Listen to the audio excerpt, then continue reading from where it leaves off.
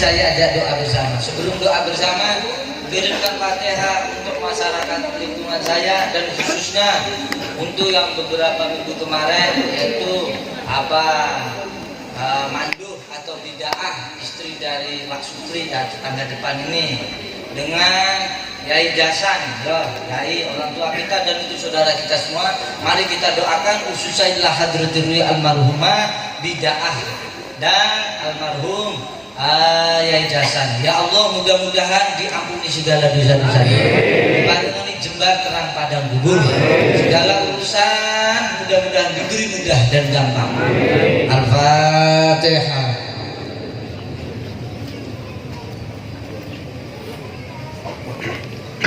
Mari saya ajak doa. Sebelum saya doa, saya memberikan 3 hal. Yang pertama, saudaraku, banyak orang yang melakukan hablum minallah, seperti sholat, seperti ibadah, seperti puasa, tapi hakikatnya dia malah tambah jauh dengan Allah. Banyak orang yang sholat 5 waktu, banyak orang yang suka menjaga masjid, yang sering masuk keluar masjid, tapi bukan semakin dekat dengan Allah, tapi semakin jauh dengan Allah. Banyak orang zikir, banyak orang baca Quran, banyak orang sholat wajibnya, sholat sunnahnya, sholat malam dan lain-lainnya, bukannya tambah dekat dengan Allah, malah tambah jauh dengan Allah. Kenapa Kiai? Maka Syekh Imam Ghazali dahulu orang tersebut hablum minan nasnya kurang baik. Sebab apa saudaraku? Kalau kalian hablum minan nas, hablum itu maksudnya hubungan manusianya baik, maka Allah sendiri yang akan datang kepadamu akan menjadi baik. Bukankah kita tahu bersama-sama di dalam Quran Allah dawuh sholat itu mencegah perbuatan keji dan mungkar. Tapi kamu sudah sholat tapi tetap menyakiti orang. Kamu sudah ibadah tapi kamu tetap saja menghina tetangga dan keluarga saudaramu. Itu artinya kamu belum sholat. Kamu masih melakukan gerakan sholat. Hakikat sholat kamu tak tahu. Lantas bagaimana? 2 hal yang harus perlu tahu. Hablum minallah, hablum minanas. Perbaiki dulu hablum minanas yang di dalam kehidupan seharian kita. Kalau kita hablum minanas hubungan dengan manusia baik, maka sedikit yang bisa kalian lakukan hablum minallah seperti sholat wajib ataupun sunnah, maka ini akan lebih cepat dekat dengan Allahnya. Bagaimana cirinya? Nanti Allah akan datangkan perkara yang tidak kami sukai. Loh kok gitu? Bukannya kita ibadah itu ditambahkan nikmat? Benar. Tapi sebelum kamu diberi nikmat, maka Allah akan mengujimu. Bukankah kalian kalau mau naik kelas harus ikut? Ini Allah kirimkan orang yang gak suka dengan kamu. Itu bukan kemauanmu, dan itu bukan kemauan orang yang benci denganmu. Tapi ingat, itu kemauan Allah, maka kita terima. Kalau kita terima, insya Allah hidup lebih nikmat saudara. Sekalipun kamu orang yang paling benar di bumi, sekalipun kamu orang yang paling suci di bumi, setiap makhluk yang namanya manusia pasti ada yang membencimu. Maka jangan menyibuki diri untuk disenangi orang. Tapi kita pun bisa menuntut diri kita untuk menyayangi orang. Kata Syekh Imam Ghazali, siapa saja yang mampu menyayangi tetangganya, jangankan saudaranya, tetangganya saja kamu mampu menyayangi, padahal tetangga itu tidak baik dan kamu sayang, Masya Allah saudaraku, pahalanya lebih besar daripada kamu memberikan 10.000 orang yang kelaparan. Syekh Abdul Qadir Jalani dawuh, orang yang memberikan 1 piring kepada orang yang lapar itu lebih baik daripada membangun 1000 masjid jami. Di dalam kitab Taqribul Qaul dijelaskan Syekh Nawawi Al-Bantani rahimahullah itu mendawuhkan apa? Memberi makan kepada orang baik lapar ataupun tidak, ini tidak disebutkan. Syekh Nawawi dawuh, siapa yang memberi makan kepada orang lalu dimakan ataupun tidak, ini pahalanya lebih baik daripada membangun 70 Ka'bah. Paham? Begitu dahsyat besar. Tapi ketika kalian saudaraku menyayangi saudara-saudara, tetangga, keluargamu yang tidak mencintaimu, itu pahala yang amat besar. Kata Sayyidina Ali apa? Tak ada pahala yang lebih besar dari sholat 5 waktu adalah menyayangi saudara, keluarga dan masyarakat umat kita, umat Islam, umat Nabi Muhammad SAW. Kalau kalian ingin membenci umatnya Nabi Muhammad, maka berpikir itu umatnya kanjeng Nabi Muhammad. Di lisan mulianya baginda Nabi Abu Muhammad SAW ada doanya mereka semua. Jangan membenci umat kanjeng Nabi kalau pengen ketemu kanjeng Nabi. Bagaimana kalau saya sudah membenci tetangga dan membenci saudaraku, membenci keluargaku? Maka kalau kamu pas membenci, kamu jangan menceritakan kebencianmu agar biar tidak tambah jadi benci. Lantas kalian pendam benar dan doakan oleh kaum benci jadi baik. Dengan seperti itu, menurut ilmu tasawuf, maka hatimu akan menjadi lebih baik semua. Nah, paham? Jadilah tetangga dan saudara kehidupan yang baik.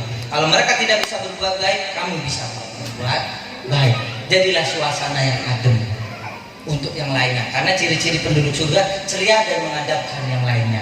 Yang kedua, kalau kalian diberi karunia anak kepada Allah, kalian belum paham anak yang baru kalian lahirkan ini bakal nakal, bakal soleh atau tidak, tapi kalian senang bukan? Jawab Kiai. Ya. Kalian punya anak, kalian dikarunia Allah punya anak. Kalian kan tidak tahu anak ini bakal soleh atau tidak, nakal atau tidak. Kalian tidak tahu itu, tapi kalian bahagia bukan? Bahagia. Lantas apa susahnya ketika Rasulullah SAW lahir di muka bumi ini, kita bahagia menyambut dengan maulid Nabi Muhammad SAW? Apa ada yang salah dengan menyambutnya?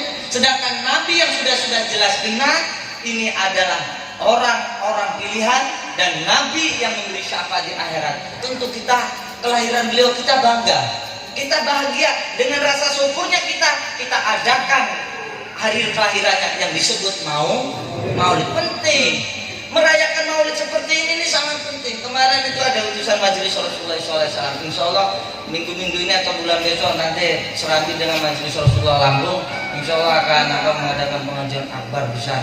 Jadi dengan pusat tapi di Kota Baru, di lapangan Kota Baru, di lahan saya di Kota Baru. Insya Allah ini lagi sedang saya bilang nanti saya habis ngisi dari Kalimantan. Saya ngisi di Kalimantan bulan 11 saya bilang. Tanggal saya ngisi di Kalimantan tanggal 23 bulan 11, 23, 24 di dua tempat. Habis itu pulang baru saya langsung ke Kota Baru. Nanti itu acara akbar dengan majelis Rasul Allah. Artinya apa? Habib Ali Al-Habsyi Sohibul Maulid Sidur Daw. Andai kata kamu memiliki kekayaan 7 bumi, kalian memiliki kekayaan 7 bumi ini, dan 7 bumi ini kalian jual harta kalian untuk belanjakan untuk maulid, ini belum cukup dan tidak ada apa-apanya untuk jasanya Rasul. Maka yang perlu kalian pentingkan, orang yang mengadakan maulid, jangan keberkahan maulid itu jadi rusak dengan cara kalian membeli sesuatu ditawar. Jangan. Membeli kambing untuk bulan maulid jangan ditawar. Membeli snack jajanan kue jangan ditawar. Ingat untuk kanjeng Nabi Muhammad SAW. Ini hakikatnya luar biasa. Yang sedekah akan terasa nampak besar dan cepat balasannya. Kalau mau untuk maulid Rasulullah SAW jangan menawar saudara. Paham? Kalau mau beli kue, mau beli makanan sudah jangan nawar berapa, udah beli ini luar biasa. Dan yang perlu kalian ingatkan, Habib Alwi Al-Maliki Mekah Dawud, orang yang bertanya, kenapa kalian merayakan maulid Nabi? Ini seolah-olah dia bertanya, kenapa Rasulullah lahir? Ini seolah-olah tidak senang lahirnya Rasulullah. Ini Habib Alwi Al-Maliki Mekah Dawud. Kalau ada orang yang bertanya, kenapa maulid Nabi? Kenapa harus dirayakan? Bukankah di zaman Nabi tidak ada? Ini Habib Alwi menanggapi, ada orang yang bertanya seperti itu, maka tanyakan kembali. Kalau ada orang yang bertanya, kenapa merayakan maulid Nabi? Itu seolah-olah bertanya, kenapa Rasulullah lahir? Ini kita merayakan karena rasa syukur. Begitu dahsyatnya Rasulullah SAW. Ayahmu, bapakmu, saudara, keluargamu tidak akan ada yang mampu menolong kamu pada masa kecuali kanjeng Nabi atas izin Allah Subhanahu Wa Taala. Kita punya anak, saudara, yang belum tahu jelas ini baik atau enggak, soleh atau enggak, kita jaga kelahirannya anak itu saja kita sudah senang. Apalagi yang sudah jelas kelahiran kanjeng Nabi, Masya Allah. Teruskan maulid Nabi. Yang ketiga, harus perlu dipahamkan anak-anakku, apapun keadaannya jangan tinggalkan sholat. Sholat saya masih bolong-bolong kiai. Subuh nggak bisa, bangunnya jam 11, siang ke jam 10, sholat lah. Sebisa dengan niat kodok, adaan jadi kodok, apapun keadaan jangan tinggalkan sholat. Sholat itu bukan beban hidup, tapi mengurangkan beban.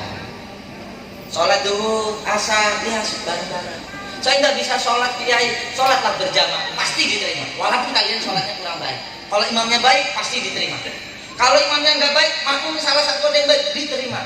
Imam dan makmum pada nggak baik, jamaahnya diterima. Ini hebatnya sholat berjamaah. Paham deh? Tapi ingat, di nomor pertama.